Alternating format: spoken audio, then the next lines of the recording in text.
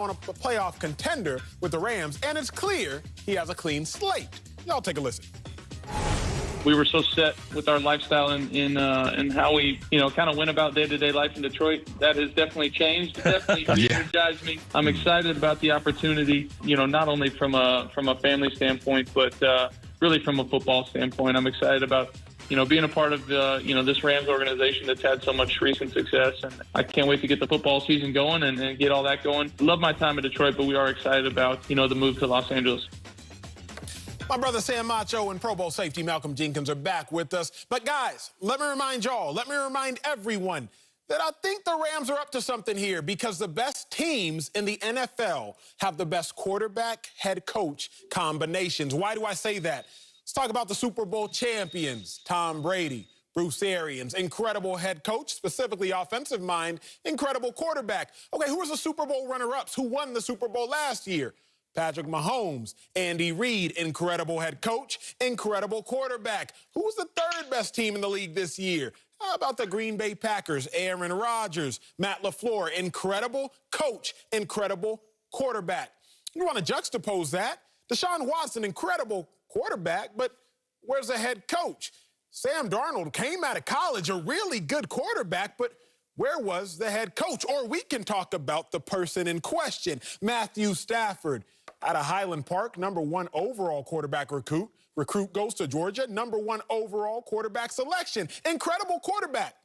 But lately with Matt Patricia when he was in Detroit, there was no competent head coach, specifically on offense. So if I realize it, the best teams have the best quarterback and coach combinations, then Sean McVay, who is proven to be a phenomenal coach, coupled with Matthew Stafford, who is proven to be a phenomenal quarterback, at least by arm talent alone, should definitely re-energize the Rams. Well, Malcolm Jenkins, I got to go to you first, because last year you were with Drew Brees, Sean Payton, incredible head coach, incredible quarterback. So you understand what I'm talking about better than anybody. How far can the Rams go with a re-energized Matthew Stafford?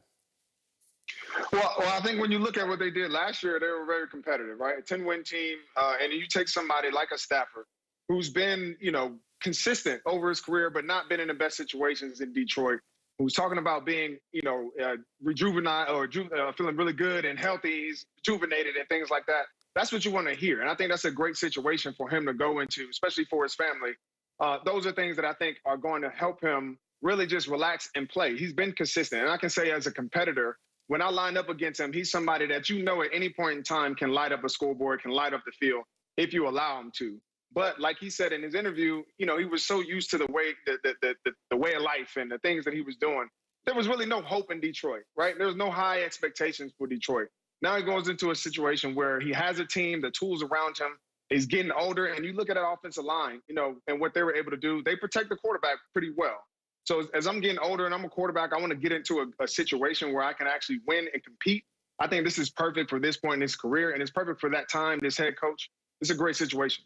Sam, you played in the same division as Matthew Stafford for 3 years. That means twice, 6 times total, twice a year, that is. Matthew Stafford now on the Los Angeles Rams. How lethal can they be? Well, Matthew Stafford himself is a lethal quarterback. I believe he's the top quarterback in the NFL. But personally, I'm not too concerned. I believe that Sean McVay is a good coach, but I wouldn't necessarily say incredible just yet, and here's why. I believe that there was a time when the LA Rams were the offense. They were bringing new things. You saw jet motion, jet sweep, hurry up, all these innovative play calls that really you didn't see a lot of teams do, and they did it really well. But then something happened. I remember in 2017, really 2018, the year that the Bears had the #1 defense with Vic Fangio. We had the #1 defense. We're playing the LA Rams, the #1 offense. And Vic Fangio figured them out. I believe that Sean McVay, by certain coordinators, has been figured out. And so, yes, you're going to see Matthew Stafford be super successful against some teams, but you start seeing the Vic Fangios of the world. You start seeing the New Englands and the way they play defense. You start seeing those teams. I believe there's still only a certain length that you can go, even if you have an incredible quarterback and an incredible coach. And so I'm excited for Matthew Stafford. I really am. He's a phenomenal quarterback. but I don't think it's the fit that everyone's been hoping, dreaming, and praying for out there in LA. Jenkins, I'm going to pivot this conversation because this just came to mind. Again, you've played on a ton of teams, gone to a couple Super Bowls, all that. When you say that Matthew Stafford hasn't won a playoff game, how much of that are you putting on the quarterback? Because you were in Philly when Nick Foles came in for Carson Wentz, and he won 3 straight playoff games. Y'all beat the Falcons, y'all beat the Vikings, y'all go on to beat the Patriots and win the whole thing. So when you look at a guy like Matthew Stafford, he's always been the best quarterback in whatever league he's been playing in, whether 5A, high school football, SEC football, or the NFL. He's always been one of the most talented arms. When you say, wait a second, you ain't got no playoff wins, is that on Stafford in your mind as an NFL veteran who's been there?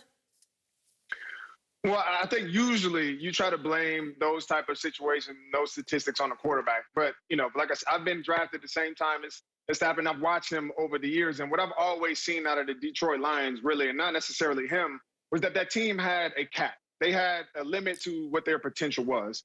And they can beat any team in this league on any given Sunday until everything's on the line. So when you get to the playoffs, it's only the quality teams that are there that have really good defenses, that have really good offenses, that are balanced as teams. And it's that at that point where you saw the Detroit Lions really reach its cap and its potential when it comes to being able to compete in this league. So I think, it's to be seen. We'll see when you get a better cast of players around you, get a division that's really, talented and competitive. We'll see if that translates and if he's the guy who propels this team to that next level, or if he's the guy who's inhibiting their success. Yeah, and Malcolm, I love your point, but I don't see Matthew Stafford as a guy who can inhibit success. Like you said, he's phenomenal and he's played phenomenal. His team capped him. But you said something earlier about the LA Rams being a competitive team last year. They were 10-6, but we're both defensive players. One thing I got to bring up is they also had the _1 defense in the NFL. And who was their coordinator? Brandon Staley. And so they had a phenomenal defense, phenomenal players, right? Aaron Donald, Brockers, like they got, Jalen Ramsey, the list goes on and on. But now all of a sudden those players are still there, but the coach is gone. Now Brandon Staley, the defensive coordinator who brought a #1 defense, is now in LA with the Chargers. And so I think Matthew Stafford will help the LA Rams be better, but I think the drop-off is going to be on the defensive side of the ball. Yes, great quarterback. Yes, good coach. But there's going to be a drop-off that not anyone's anticipating. Jink, let's talk ball. You secondary dude, safety. You know everything that's going on for most of the teams because you've been in the league for a very long time. So I'm going to ask you this question now. You're going to take Stafford. What is a scarier offense? Stafford, McVay, the weapons the Rams have. Let's say Brady plus Bruce, the weapons the Bucs have. And let's say Andy Reid plus Mahomes and the weapons that they have. Where are you ranking those 3 coach, quarterback, receiver, weapon combinations? Well, I'll start from the bottom and go up. I say McVay, like to Sam's point, I think there are coordinators, and I've been on teams where we feel like we figured their offense out. A lot of gimmicks with it, motions, jet motions, and things like that. So I do think that there's a lot of there's a cap at where that can go and how that can grow. And that's going to be completely on the quarterback. The next one I would go and say Tom Brady and Bruce Arians. I think it's a very simple offense, right? It's not something that's overly complicated. They don't have a ton of motions and things like that. What they do have is somebody at the quarterback who is super, super disciplined and knows how to play the game and knows how to manage the things that Bruce Arians wants to do. He wants to max it up and throw it down the field, and Brady can do all of those things and do it without committing mistakes. And so it's a very, very efficient offense. I think they, are the ones, they're in second. But the team I really, you don't want to see that gives you headaches is Mahomes. Because of all of his talent, his arm talent, the throws he can make, the mobility, it just makes it a headache to try to game plan for. And when you add on Andy Reid and Bieniemy and all of the things that they're doing from an offensive coordinator side, they have all of the things that McVay was doing that was catching people off guard. They do it every year. They have a new wrinkle, some new motion, some new players, speed everywhere. It's just so much to deal with that it's hard. It doesn't mean that you can't beat them, but if I had to play them week in and week out, that'd really be a headache. Sam, real quick, answer the same question for me as concisely as possible. Same answer, same order. And the reason why, I'll give you 3 reasons, right? We already talked about McVay and Stafford. But the reason why I put Tom Brady and Bruce Arians second is that the reason that they did so successful, yes, Tom Brady's the GOAT, but also they had a top defense in Tampa Bay with Todd Bowles.